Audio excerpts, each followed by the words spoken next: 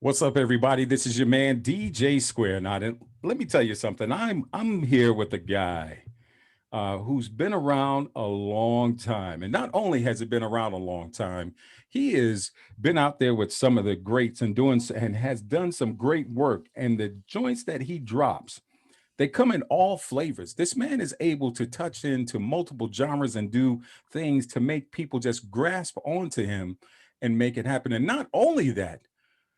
24 million copies. 60, and in his bio, it says 16 million plus in terms of his artistry has been put out there. So this man is no lightweight. We're talking to none other than Dante Thomas. What's up, man? Hey, I'm good, man. How you doing? I'm doing well, man. Doing well. Right And on. really, really appreciate you joining us here on the DJ Information Group Spotlights. And, Sure, sure. um, I would like I was telling you, I was reading your bio and just am truly impressed with your resume, man, and just knowing where you are and what you're doing with your career and what was your motivation was, and not only that, uh, the piece about um, how you were identified and all of that. So we're going to get all into that, but Okay, before I touch any of that, let's sure. very basic and say, who is Dante Thompson? Thomas, tell us. Well, I was born in Sacramento. I grew up in Salt Lake City, Utah. My mother was an opera singer. I come from a very musical family, and my first television show I did when I was 5.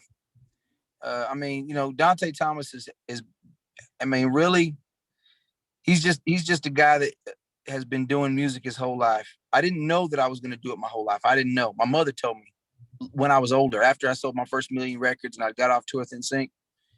And I asked her, I said, Mama, I said, did you always know I was going to do this? She says, yeah, I always knew you were going to do it. I said, how? She said, well, when you were 5 years old, about 6, you used to watch this public broadcasting channel, and there was this pirate show with a parrot, and you used to watch it every Saturday.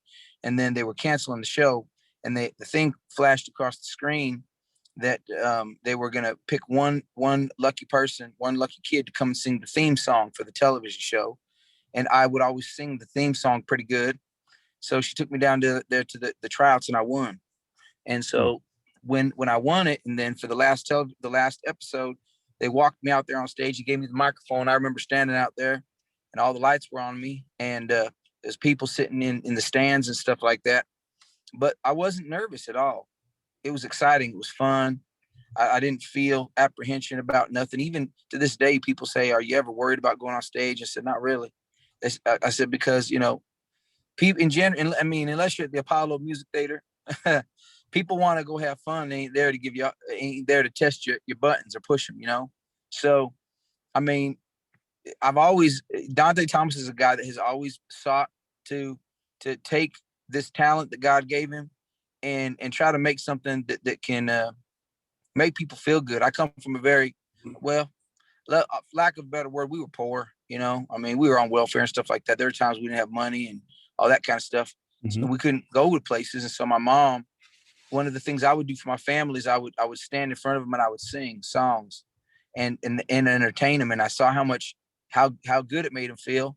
And I thought, hey, if I could make my family feel like this, maybe I could do this for other folks. But I didn't take it seriously until I was about 14, because before then I was into sports and playing football and baseball. I wasn't really good at basketball, but I didn't have the coordination, but I could sure hit somebody when I had some pads on, and I could knock that ball over the fence pretty good too. So, but I mean, I wasn't the best baseball player or the best football player, but the one thing I was real good at was singing.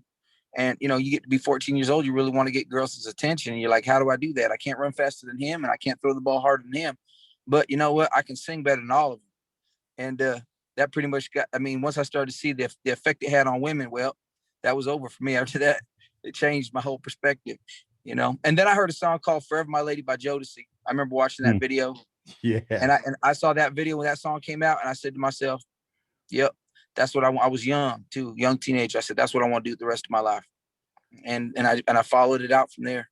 Then I started taking it serious, started recording in the studio. But Yeah. Dante Thomas is just a man that, been doing music his whole life pretty much. And I just want to make people feel good. I want to, and at the same time, to be honest with you, to be very revealing, doing this thing is also helping me to learn who I am in the process of it all. It's me teaching myself, or God through the music teaching me who I am, and Right. he teaches me who I am through my music.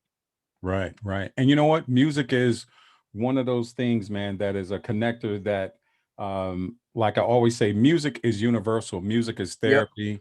And for sure. music is definitely the individual that is serving the music is also being served, Oh, big time. because Big God time. gives you that talent and he is Yep. serving you with that talent Yep. that then you utilize to serve others. And That's that comes out in the form of that therapeutic situation. So definitely, definitely. yeah. I was reading your humble beginnings and I just want to read this because I think this right here, when I was sitting here and reading your humble beginnings on this. Sure. And I'm just going to read it just like it was written. Okay. And it says, like most aspiring artists, he joined an array of bands in his early teens, mostly funk groups and gospel groups, while working regular jobs. At Hmm. 18, Dante took his career music career seriously, purchasing a one-way ticket to the Big Apple. Yeah. The thought of buying a round trip ticket was never an option for him. And he said, and this is what you said either you were going to make it or you were going to be ruined. That's right. And you said you were all in. That's Now, right. just in that part, before I read the next part, man, Hmm. if that's not a step out on faith, I don't know what else is. So, and that shows that you truly believed in yourself and you believed in your talent. But also, as you say, God gave you that talent, so He put you in that mind space for a Yes. reason. Correct. So, Correct.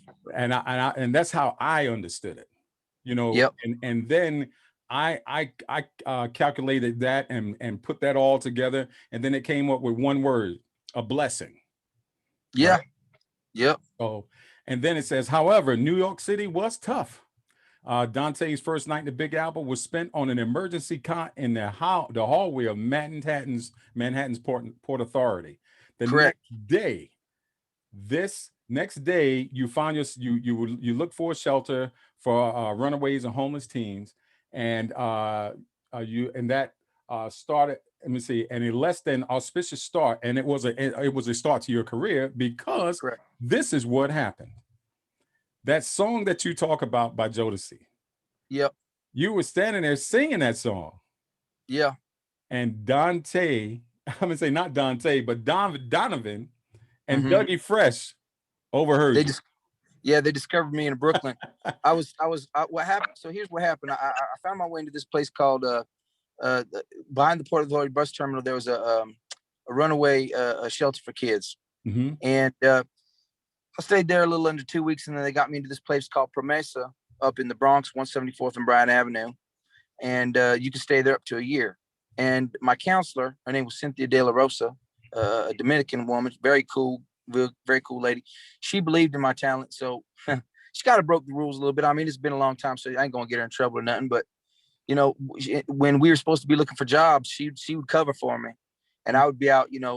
I would be going down to Manhattan and Brooklyn and just meeting people and running into folks and all this kind of stuff. And then one of my roommates at this place called Mesa, his name was Barnaby Pitts, and he's originally from Brooklyn. And he's Muslim, and he was like, "Hey, my brothers are throwing this party. You want to come to it and sing at it?" I was like, "Sure." So it was on Easter Parkway in Utica, Mm-hmm. Brooklyn. So we caught the train down there, and I ended up getting up there, and I had my clothes was not nice. It was bummy. That didn't mind me, wasn't dressed nice. I didn't have no money really. I just had the clothes that I brought with me from Utah, and um, I got up there and I sang a Jodeci record, and they loved me. I mean, the folks, they was very supportive of me, and stuff like that. And Donovan and my manager and Dougie Fresh found me, and they said, you got some real pipes, man. You can really sing. And then I started working with Donovan, and I went from living in Promesa. He put me in my first apartment. Where was it? It was in Schenectady. And then I ended up getting another place in East New York. I mean, it's funny because it's like where I was living. Uh, a lot of looking back, people were like, "Man, I can't believe you lived there." I was living in the Lincoln Plaza projects. It was right on the edge between Queens and Brooklyn. It was a tough area, you know. It was tough. I lived on the 18th floor, and I mean, you know, sometimes FBI was camping out in there trying to get people who was hustling to make some money and things like that. You know, it was the kind of place you didn't really talk to your neighbors too much. I tried to. My manager's like, you know, you got to understand, folks here, you know, you got to just be to yourself sometimes. I didn't really like that aspect of it, but at the same time, I understood what it was. So I left it alone. And then it just went from that to, I ended up moving, before I got my deal, I ended up moving to Jersey in Bloomfield. And then but in the meantime, I met a lot of great folks. I mean, I met Jay-Z before when he had barely dropped Dead Presidents. And I mean, I went on tour with Biggie Smalls. Puffy almost signed me to Bad Boy when he had opened up Bad Boy Records. When Flavor in Your Ear was on the streets, I was living in New York when all that happened. And so, I mean, you know, I met all these folks and, you know, even the Fugees and eventually meeting Pras. But I mean, I was, you know, I was being able to hang out with Mariah Carey, and I was in the studio the night that Color Me Bad recorded All for One. All for Love, that record. I mean, and my mentor, my vocal mentor, was a gentleman by the name of Kenny Green. And that year before that, he had won Songwriter of the Year for writing Mary J. Blige's all her hits off the 411 album. He was the lead singer of a group called Intro. And I don't know if you remember Intro. If You Let Me Come Inside, that record, you know, Kenny was a dope singer, but an amazing writer and vocalist. And a lot of his techniques, which are kind of lost, not kind of, they're a lost art, you know, the way he ranged vocals and wrote. I mean, people don't really do it like that no more. And so he showed me that he basically filled my cipher up with the things that I was missing, you know, and I'm grateful to him forever for that. You know, he passed away, God rest his soul. But I mean, I was very fortunate through my career to be able to work with a lot of great folks, even after Miss California. I mean, I've done a duet. I've done songs with Pink and Akon and Neo and, you know, Snoop and, you know, the Dog Pound. And, you know, I mean, God's been real good to me. It's all, you know, he's been real good to me, you know? Yeah, I was sitting there and like you say in your bio, you brought up Yeah. all these different artists, and I was like, well-rounded artist, well-rounded artist. You know, you work with Teddy Riley, Chubb Rock, you know, like you say, Backstreet Boys, Akon, Yeah. Neo, Pink, Yeah. Snoop Yeah. Dogg, you know, so you definitely have that flavor that matches all different types of genres, and it's all because of the gift that, you know, you've been given, and That's right. you know how to manipulate it to fit these different projects. So That's correct. and one other thing that I liked, and I salute him, is you said, let me see, you're the grandson of a Navy veteran, That's correct.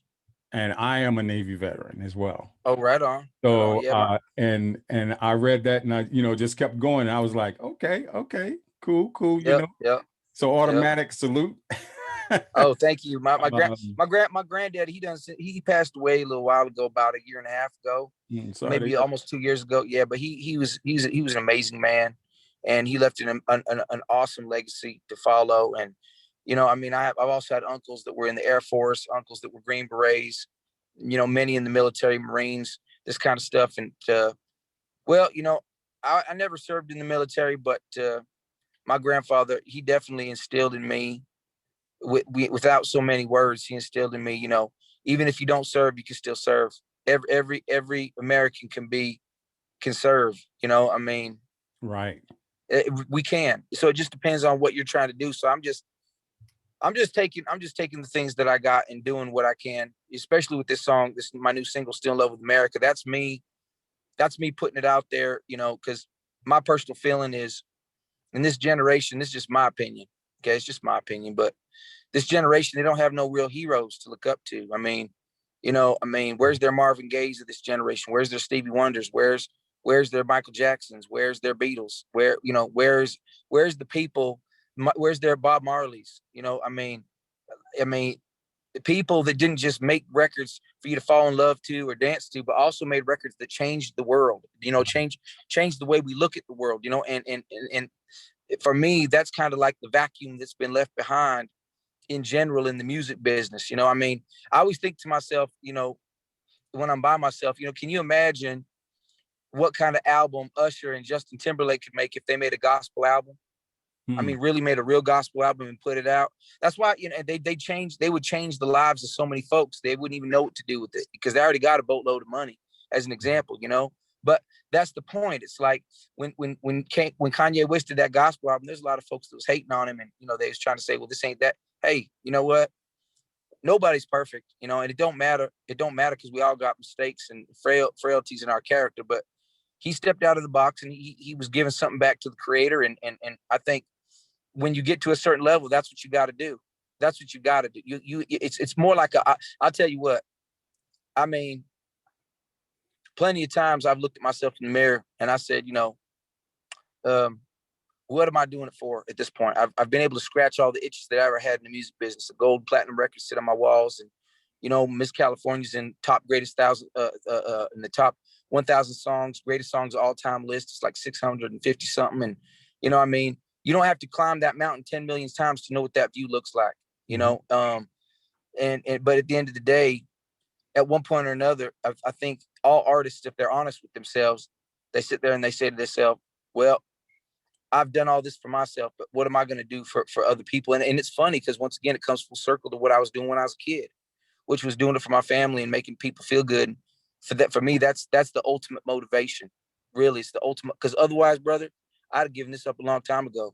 I could easily go pick up my fishing pole and, go get a regular job and go fishing on the weekend and take it easy, and not stress about nothing. But I know that there's a calling put on my life where I can't just walk away from the things that God gave me and the experiences, because I know that these things are meant, even the things I suffered is meant to be something that I can share with other people, to let them know they're not alone, let them know that we're all together, and be that voice for them that they can't be for themselves. I mean, musicians have a very, very special place in the world. We make the background music for everyone else's lives. It's a very humbling job to do it. You got to understand, you got to really try to understand what that means. And I'm still, and every day, brother, I'm still trying to understand it and look at it in a new way, like that. Yeah, yeah. When I was also looking at going back to Miss California, when you Sure. recorded that song, Mm-hmm. because in your bio you said that well, of course it went multi-platinum, Yep. 16 plus million copies just off that one song itself. That's Yeah. when you were coming up with this song. First off, I will ask this question. Mm-hmm. Was Miss California a particular interest, or was that just something that you came up with? And then also, Okay. um, did you did you even think that that song, was it even in your mind at that time that it would hit multi-platinum and sell 16 million copies worldwide like that? Didn't have a clue. I didn't have a clue. When I sang that record, I was just, oh man, when I sang that record, my mind was in a different place. I mean, at that time, I was just trying to be the most efficient, gifted, talented, push the envelope kind of singer, you know, show my soul, for lack of a better word, show my ass out there on the stage kind of thing. You're younger, so you really just, you want to go out there and you want to blaze a trail, and you Right. want to be a trailblazer. So when I was getting on the microphone, I was trying to knock them dead. I'm trying to, like, if it was a chess game, I'm trying to take all the pieces off the chessboard in one move.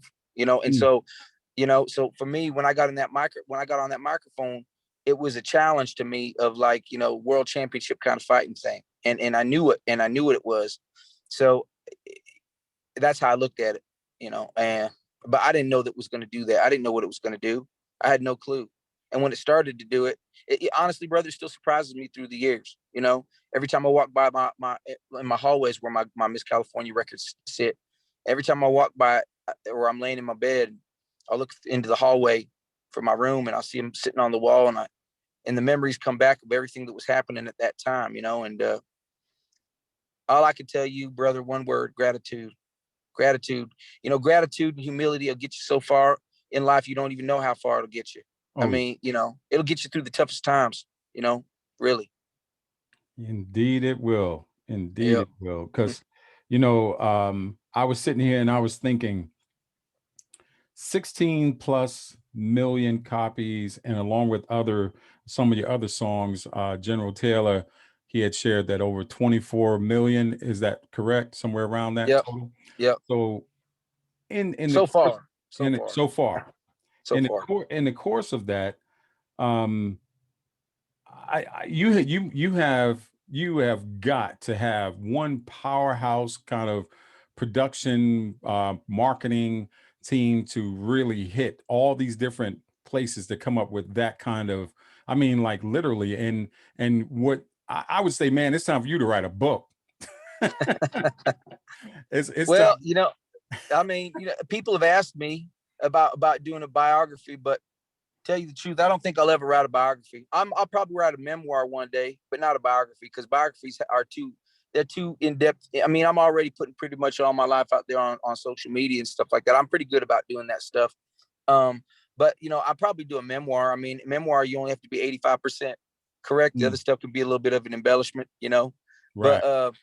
I mean, one day I will. I mean, actually, to be real, I am a writer. I mean, in my spare time, I wrote a trilogy called Timeless, Hmm. and book one is done. It's about 120,000 words long, and I got the outline and the synopsis for book two and three done, and it's a time travel romance novel. You know, so I mean, I've been doing that kind of stuff on the side, not necessarily for like about my life. One day I will, but at the same time, maybe I won't, because you know, the mystery of life, some of the beautiful things about life and people is the things you don't know about them. You know, I mean, when you're a little kid, you look up at the moon and it's just got this whole romanticized thing about it. It's beautiful. It just hangs up there in the sky effortlessly, and it shines in the dark, and it shines everything, you know, it enlightens everything. You get older, you find out, well, the moon is this big and has no oxygen, it has no life. It kind of takes away from the majesty of it in a way. You Mm, know, I mean, this is why I never, honestly, brother, this is why I never took the time to learn how to read music. I don't know how to read music, but I can play piano and I can sing and I can write. But if you'd ask me what a C above high C looks like on a piece of paper, I couldn't tell you, mm, because I never want, because some of the things I come up with, people who compose music, they're like, well, that's not actually correct. You're not supposed to do that. I'm like, yeah, you may not supposed to do it like that, but it feels good. But mhm, it feels good. If it feels good, I don't give a damn if it's not technically correct. I mean, Ray Charles said that. It don't even matter if the notes ain't right. If it feels good, that's what matters most, because mm. feeling is everything. It's everything, you know? Indeed, indeed. Yep. Well, I'm having a blast learning about you, but I'm quite sure that this panel of DJs here has questions Sure. they would love to ask as well. So, um, and with the DJ Information Group, we are a group that was founded by DJ Rod Flash, and he brought a few of us along with him. Right on. And the premise of this group is it's all about teaching and learning and Sure. sharing, of course, and Uh-huh. uplifting members in the culture and staying tapped Right. into the rich history of the culture at the same time. Okay. And then of course, while we're staying tapped into the rich history of the culture and and just everything about it, of course, we're going to plug into artists like yourself, Sure. who has a piece on that timeline. That piece on that timeline, and you have your space, you have your contribution to that. Yeah. So we engage and we learn, and from that we share about you, and just continue to help take you to wherever you want to be. So, and that's part of our jobs as DJs anyway. Sure. The first DJ I want to bring up is the founder himself, DJ Rod Flash. Okay. What's going on? Hey man, how's it going? I'm like, this question is just, I'm going left field. Okay. Out of all the shows you done, do you remember your worst performance? Yeah, I remember. It was in Queens. It was a Jamaican club, and I was young. I was about 19 years old, and I remember walking up in there, and my manager, he's Jamaican, you know, And I remember walking up in there and getting up on stage and being acutely aware that I was the only white guy up in there. And I mean, I said some off color trying to just not be funny, but I don't even remember I don't even know why I said it, man. Maybe I drank too many Red Stripers. I don't remember, but but Red Striper beers and stuff. Right. But I got up in there and before I even sang nothing, I said, man, am I the only white guy up in here? They didn't like that too much. They booed me off stage real quick. And I was upset about it. And I said to my manager, what the hell I say? And he says, he told me, this is what you said. This is what was wrong. Don't ever do that again. And I said, yeah, I ain't never going to do that again. And I never did it again. But I learned the hard way. I mean, I was a young kid. I was 19 and didn't know better, just I was making an observation, but I didn't know that it was going to come off in such a way. But, that's learning process. That's the learning process in life. And the second question, where is the best place you like to tour? What's the best place I like to tour? That's a good question. I mean, if I had to make up my choice, it'd probably be, as far as a country, America. As far as a state, probably California. I would think you would say somewhere out of the country, but hey, it is. Oh, you mean? Here's the reason why I like America, because I'm from here. I don't. Here's the thing. I lived in Germany for like 10 years, and I didn't really learn how to understand how to speak German like super good, but I mean, I understood how to understand it, like a little bit. And there's nothing like being on tour and having to translate things in your head when people are talking with you versus when you're home. You don't have to translate nothing, and the culture and everything. Everybody understands you and understands a little. It's in Europe they call it the heart language, the language of the heart. Right. Like you could learn another language, for instance, but the way it's spoken, the intricacies, the idiosyncrasies of the language itself, you have to be born in it to really understand it. Exactly. Yeah. But that's it. But yo, continue doing what you're doing. Right on. Keep bringing the fire. Thank you, brother. All right. Our next DJ is actually the female DJ that's on here right now. Okay. And that's DJ Big Body, the Blend Princess of Bed-Stuy, New York. Bed-Stuyvesant. All right. Yeah, I used to live in Bed-Stuy. Yeah, I'm from Brooklyn too. A lot of Huh? You used to live in Bed-Stuy? Yeah, I can't remember the neighbor. I can't remember the exact area I used to live, but yeah. I mean, I used to live in this area in Bed-Stuy where Pepper's Jerk Chicken Spot. We used to have that. Okay, Pepper's one of my homeboys. Okay, and I used to go. Yeah, and I used to go over to Pepper's restaurant all the time, get jerk chicken and fish and everything like that. I'd hang out with him, and we'd be drinking Heinekens or whatever in the back. And I used to smoke a little weed back in the day. I don't do it no more, but I'd hang out with Pepper all day, all night long when I wasn't touring and stuff like that. Me and Pepper hang out. Me and Pepper still talk right now. He's in Jamaica. Oh, okay, cool. So believe me, my history is real. It's real. It is. Now most people don't know about that. Yeah. Oh, I know. Mm-hmm. Do you think you would ever? Well, my question is, do you think you would ever come back to New York? Hell yeah. To live? Mm-hmm. Part-time, but not full-time. Just because, I mean, after the touring and the living that I've done thus far, nowadays I seek quietness, peace, tranquility. Moreover, I look to find in my daily life, and I got kids now. I got a 3 and a 4-year-old too. And I mean, I live in a small town, less than 5,000 people. It's very small. The sticks, and there's a peace of mind here, for instance, that you can't get in a big city.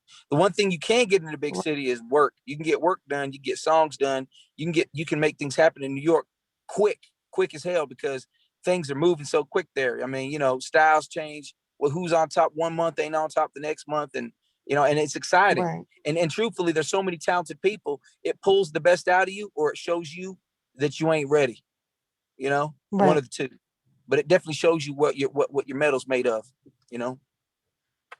Okay, cool. Yeah. Well, that's the only question I have for tonight.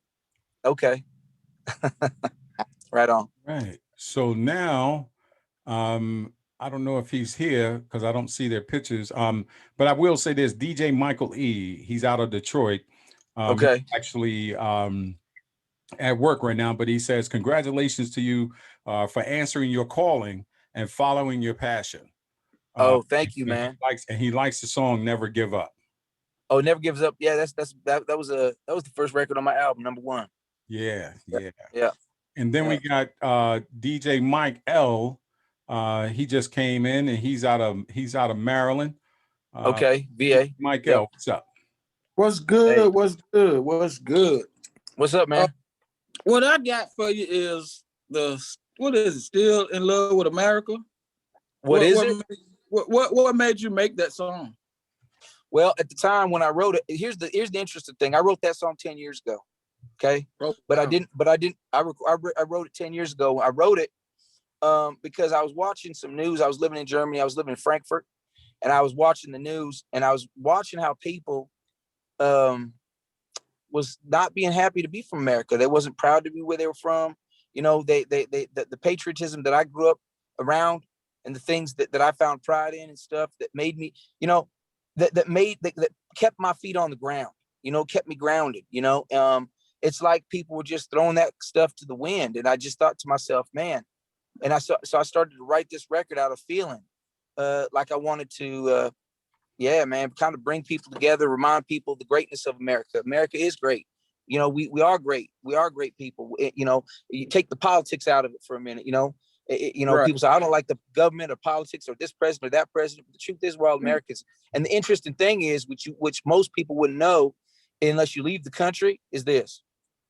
Europeans, for example, they love Americans. Nobody really likes politics in general, okay? But they love the culture. They love Americans. They love the people, you know, and they hate to see it when we fight.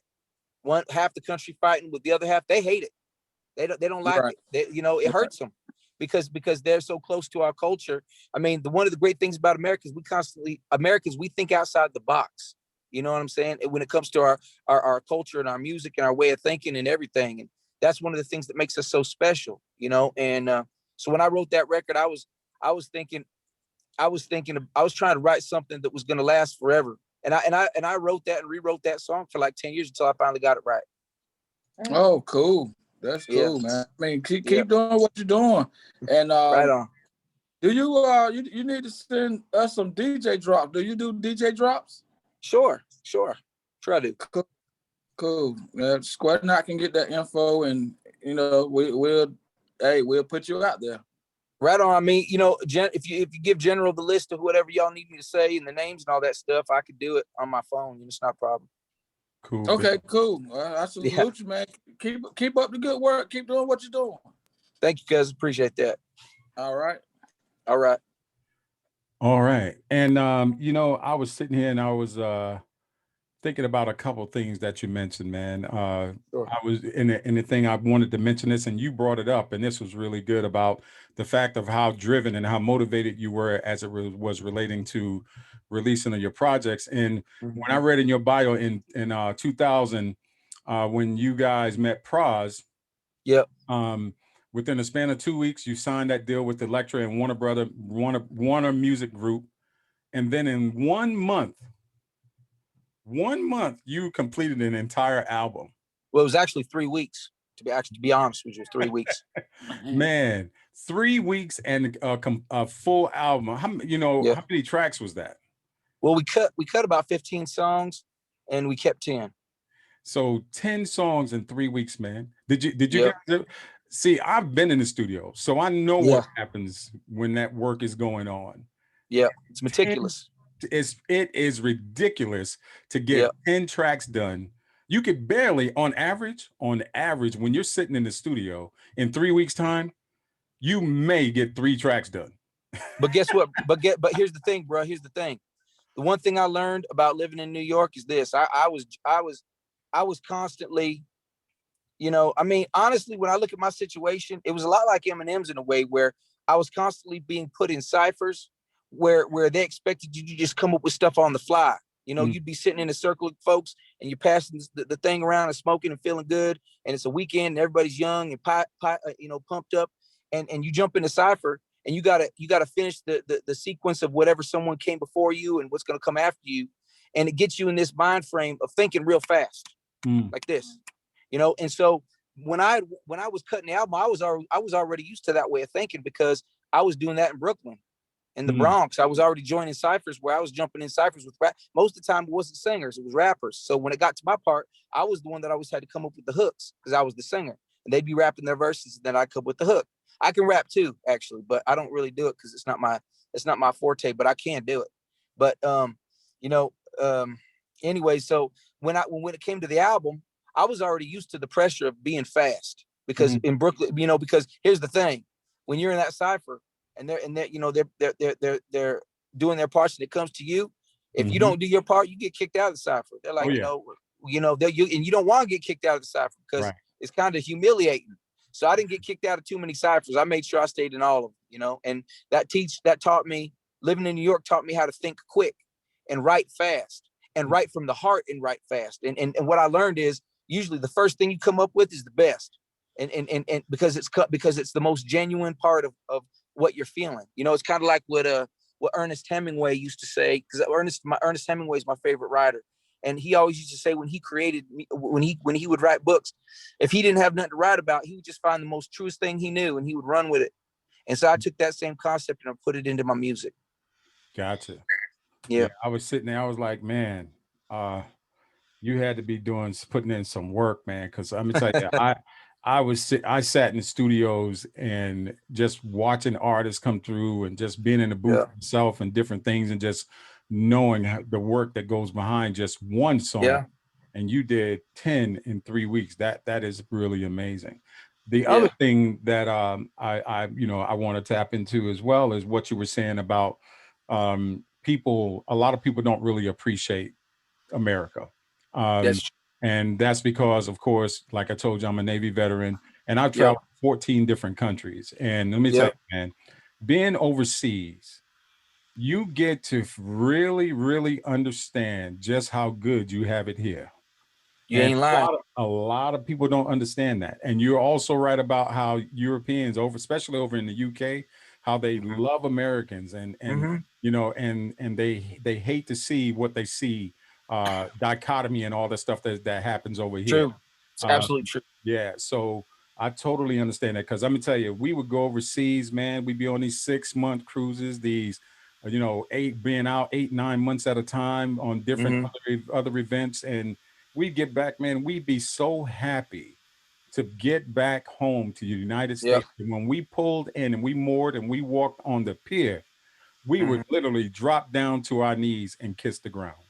Telling you, it's true. You know, so people just don't understand. So it's good to know that someone else is out there that can confirm what I meant when I said that once before. So, and it's a true fact. That's definitely a true fact. Yeah, it's real. It's real. I mean, where we at, the things we do have, we are blessed. You know, if you don't think you're blessed, go to another part of the world and you'll see for yourself. You can see it for yourself. Believe me. I've done it. I've lived it. And out of all the places I live, people, you know, sometimes folks, fans of mine, or when I do interviews in other places, they always kind of try to egg me on to see if I'd be willing to live in their country forever. And when I tell them no, you know, they get a little butthurt about it. But truth is, man, is like, you know, I mean, this is my home. This is my home. This is where I'm from. The values and the things, the core values that my mother and father instilled in me and my grandparents instilled in me is what keeps my damn feet on the ground. It keeps my feet on the ground when the storm is raging and the things that go on in your life when you close the door to the world seem to want to drive you crazy. Those are the core values of being just from here, you know, and what my mom and dad taught me. And being American is what actually keeps my feet on the ground. I don't know if that really makes sense to folks, but it sure does to me. You know, I mean, that's why the first line of my song, Still in Love with America, is, if tomorrow you were faced with the end of all we know, and the soldiers put down their guns and walked away from all their posts, would you take their place? Could you take their place? Like, you know, can you stand up? Can you stand on the wall and hold that gun at night while I sleep? Can you do it? You know, I mean, this is an awesome responsibility, you know, and people sometimes judge folks, you know, because, you know, some incident or whatever. But in general, I mean, you know, where we're from is a beautiful place. And Yeah. and if you don't think so, you can walk through anywhere in the woods of Montana or Wyoming or Colorado. You can get lost in those places, and it's a beautiful kind of lost. I mean, last time I was up in Yellowstone, I remember I was up in Yellowstone on this road called Bacon Creek Road, and I parked my truck, and I had my backpack, and I just had some stuff to eat in there. I was with a buddy of mine. We started walking about a quarter of a mile into the woods. It had this beautiful view opened up to us, and and it was so quiet. At first it was eerily quiet because it was so damn quiet. You know, you couldn't hear the sounds of nothing but the world, and Mm. it really centers you. You know, I can understand without getting too much into it. I can understand why Jesus, you know, sometimes he'd go off into the woods for 40 days and 40 nights because he wanted to reconnect with God the Father and with the earth and with Mhm. himself, to separate himself from all those things. And there's so much parts of America that are like that. You can do that. Southern Utah, Escalante Staircase. I mean, Goblin Valley. I mean, you know, I've said it before, like, you know, Durango, Colorado, and Southern Colorado, the Mesa Verde Indian villages that it was carved out of canyons 2,000 years ago that are above the clouds. I mean, the cultures we have here is amazing. Even the American Indian culture that you know doesn't always get the spotlight like I think it should when it comes to folks coming to visit America. I mean, America's beautiful, man. Mhm. America has it all. We really do. We have beaches like South Beach, and we have beautiful woods like the Redwoods or even like Yosemite.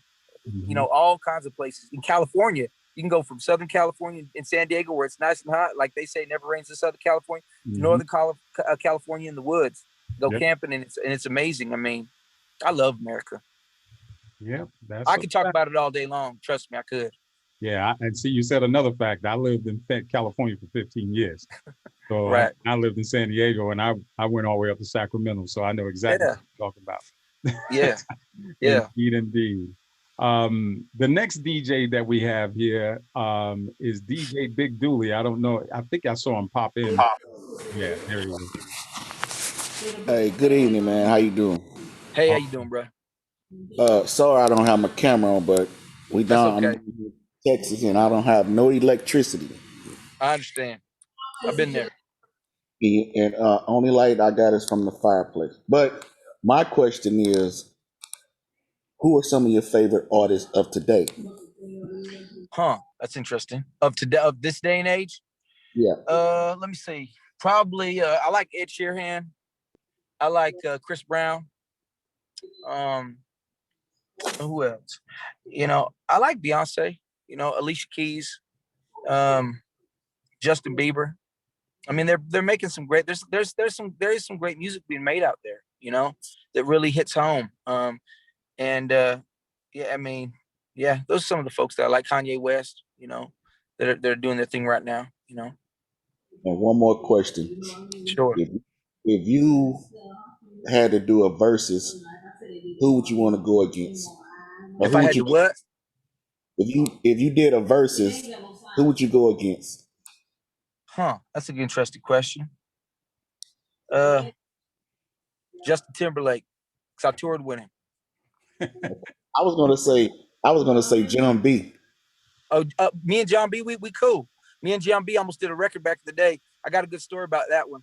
I was visiting him at his house. We was gonna redo a song called Abracadabra by Steve Miller Band. Yeah. And anyways, I said I went to go get a beer out of his fridge, and I went up in there. I said, John, where's your beer? He says, it's in the fridge. So I walked up the hallway to his kitchen. I opened it up, and he had like some old stale pizza. And I'm blowing his shit up now, but he ain't gonna care so long ago. And he had some stale pizza up in there. It's like stale, man. And I told him, I said, hey John, man, how long is this pizza? And he's, don't eat that. That's been in there like 2 weeks. I said, man, how you gonna leave some pizza up in here 2 weeks? That's stinking up a little bit. Got green on it and stuff. He said, man, just grab a beer, grab me one. That was it. Didn't talk about it again. But John's a cool guy, very talented dude. Very talented dude, you know. Okay. Well, man, I appreciate talking to you. Yeah, it's all good. Thank you, brother. No all problem. right. And we have DJ Miss Official in here. I saw her pop in once. I don't know if she's still there. Let's give her a few seconds. Yeah, it's all good. All right. And I saw that we have General Taylor in here. We got to give him an opportunity to come in and speak. Sir, what's up? Bro, I appreciate you guys, man. I really do. Anytime, They man. always keep saying that DJs are the lost art. It's not. But It's not. it's not. It's definitely No. not. And No. yeah, during this pandemic, y'all have kept a lot of people alive, and I literally mean alive, because there were people that were thinking the wrong way, ready to commit suicide and stuff like that. And because of the thing, because y'all did the DJ session, because y'all was playing music live and stuff, y'all brought people through this. Y'all need to give yourselves a big hand. For sure. Because it's really amazing. We all know music helps everybody, but y'all really brought it back. Y'all really help people out. And I appreciate it, because I talked to a lot of people that are outside the industry, and they were telling me like, yo, do you know DJ so and so? Man, he was playing on there, and man, he made me feel good. I was really feeling down. But other than that, I appreciate you guys, allowing me to bring artists through, and for y'all to talk to them and stuff like that. So yo, all I gotta say is I love you guys, and you're doing a great job as an artist too. Okay, that's it. Hey, thanks, Dante Taylor. Appreciate that, brother. Yes, indeed. Indeed. Let me tell you, Dante, I like I say, I really enjoyed what I was reading about you, and then we enjoyed the songs, man, and you just and Mike L, he got my question that I was going to ask at the end. Sure. About Still in Love with America. And you are 100% right with everything that you said about that, of course. And it's amazing how, with something, you wrote this 10 years ago when you were out of the country thinking about America.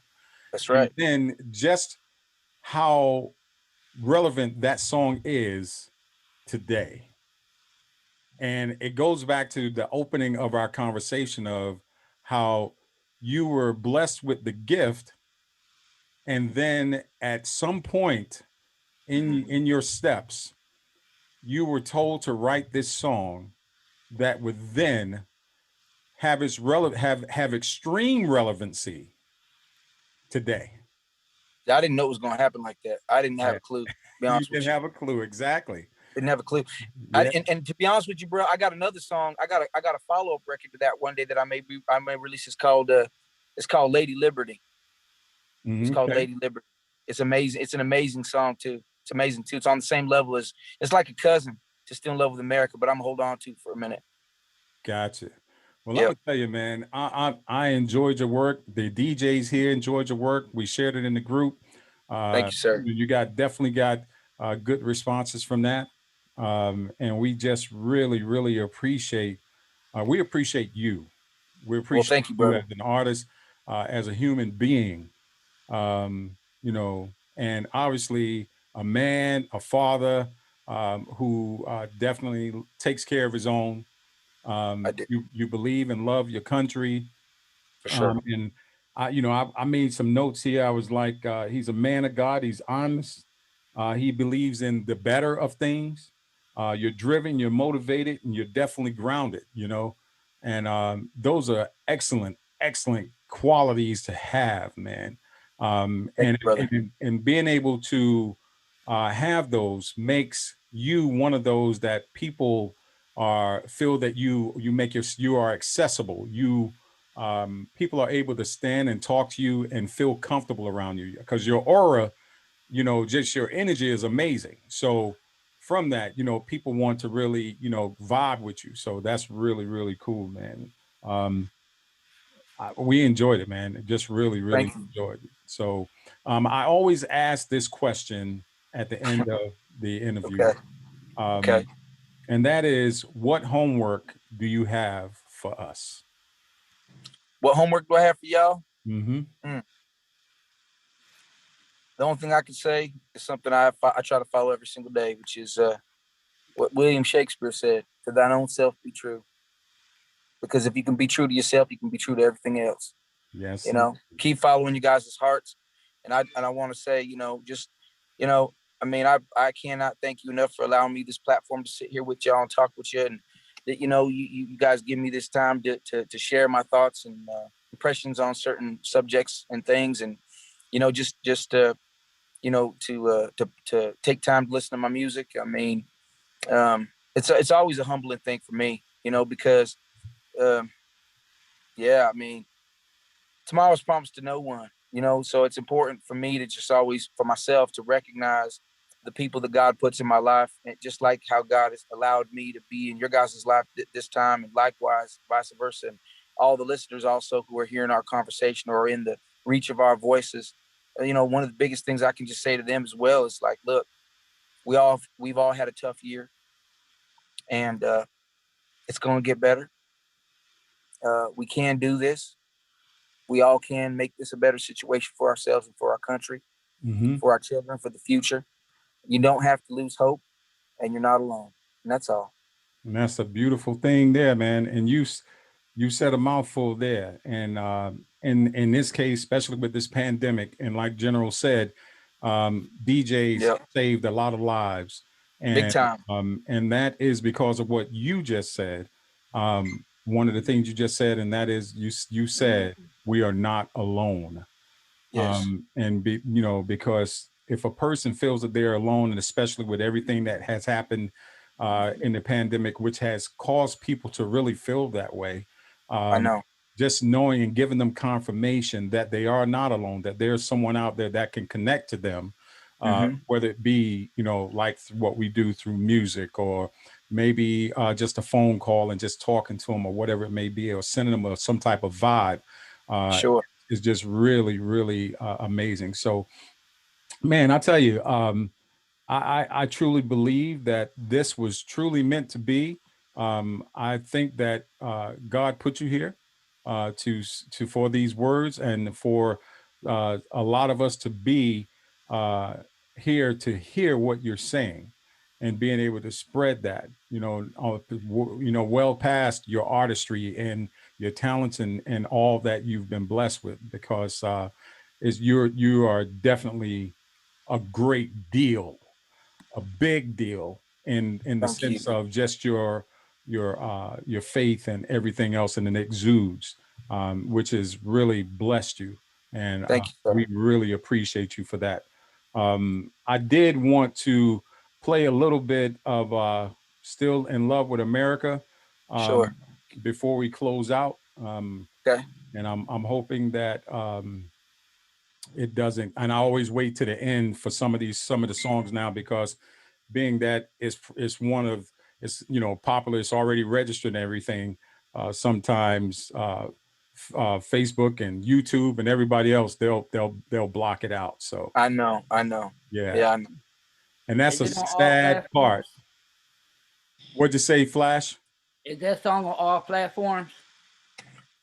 Still Love with America. It should be. Yeah. I know that we were having we had a thing with the artwork. Something about JPEG. I don't understand all that part. We had to fix something with the JPEG or the size of the picture. But we're distributing our distribution company. We finally worked it out with them, and now it's just the process of it clearing. You know what I'm saying, to where it goes out. But you can get the record on our website. Uh, DLTenterprises.com, DLT or DLTtimezone.com. There you go, DLTtimezone.com. You can buy the single there, but it'll be available on all platforms within a day or so. Yeah, that's like a song I could end my show with. Since I play in the UK, I could just end my show with that song. So that's why I Yeah, asked. Sure. definitely. Definitely is a song that, when I was sitting back and listening to it, it just really, really, and me being a veteran, that song there, man, is, I know it really connect. You probably have gotten feedback from veterans about it for sure. Yes, I have. And just in how it just really it just has that connection to what we were doing, But here it is. Can you hear it? If tomorrow you were faced with the end of all we know, if the soldiers put down their guns and walked away from all their posts, would you take their place? Could you take their place? We no longer pray in the schools. Patriotic just ain't cool. I don't understand what that means. I grew up with different rules. Nowadays things done change. Can we find a way back to that place? I'm still in love with America, home of the red, white, and blue. I'm still in love with America. The impossible dream has come true. My little boy asked me, Daddy, why do people lose their homes? I said, son, I don't have the answers. Only the good Lord really knows. That's when he said, I want to make a change. How about we start today? And to the folks around the world who are listening to this song, you may criticize our values, but when times are tough, you know who to call, even through my darkest days. I can lift my head and say, I'm still in love with America, home of the red, white, and blue. I'm still in love with America. The impossible dream has come true. Oh, America. Still in love with America. And the rockets' red glare, the bombs bursting in air, gave proof through the night that our flag was still there. Oh, say does that star-spangled banner yet wave over the land of the free and the home of the brave. Oh, still in love with America, still in love with America. Home of the red, white, and blue. Home of the red, white, and blue. Still in love with America, still in love with America. The impossible dream has come true. Oh, America, I'm still in love with you. Still in love with America. America. Oh, America. Still in love with America.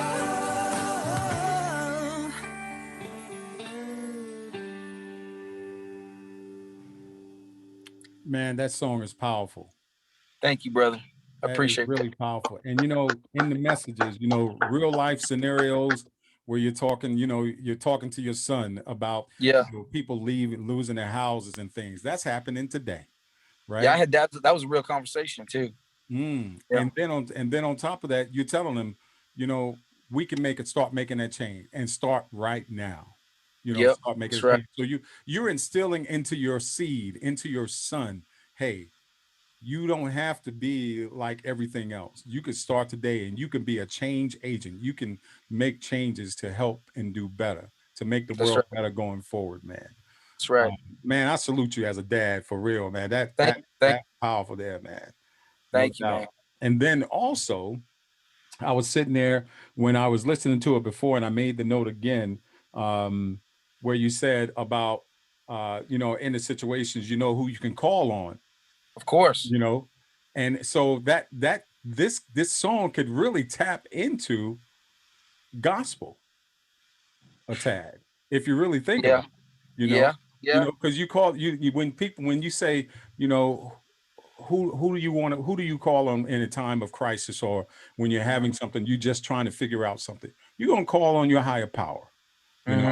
You're going to call on God. You're going to call on Jesus. You're going to call on whoever your higher power is, so that you can get that help. You can get that serenity in your mind to help you move forward to the next day and get that guidance that you need. So powerful song, man. Powerful song. Thank you, bro. Thank you. Indeed. So really, really appreciate you, man. We really appreciate you accepting, General Taylor, to come through. to the DJ Information Group. We love this is what this is what we love, man. We love talking to artists as yourself who are genuine, you know, and really have that thing about their craft and that talent, but you have that heart. We can tell your heart. You have that true heart, man. I can't say enough. So if you Thank have you, nothing man. else, man, I will close it out like this. Ladies and gentlemen, you have heard from a great guy. I mean, this guy here has the whole gamut of what you would want to see in a great human being, a great Wow. artist, you know, a great dad, a great American. Who am I talking about again? Who am I talking about again? Dante Thomas. Man, we really appreciate you. Thank you, sir. I appreciate that so much. And once more, thank you everybody who was a part of this time. And I just, you know, I wish nothing but blessings for everybody in 2021, and all, like I said, as well as all the DJs, as well as all the listeners. You know, I send my love and everything good to you. And before I forget, because I know my manager, he'll be like on me if I don't say it. You can find me on Facebook, Instagram, Twitter, Tumblr, TikTok. It's all the same. Real Dante Thomas. One thing, at Real Dante Thomas. You can find me on all major platforms as far as social media. Cool beans. Really Yeah. appreciate that, and we will definitely make sure that that's out there. Thank you. We will get with General Taylor about the scripts for the drops, Sure. and have the DJs Problem. email them directly so that he can compile them, and Okay. we'll go from there. But again, man, we much appreciate you, man, and Thank you, brother. have a good night out there and enjoy that weather, man. I will. All right. Thank you. Take care. All right, bro. Have a good night. Thanks. Okay.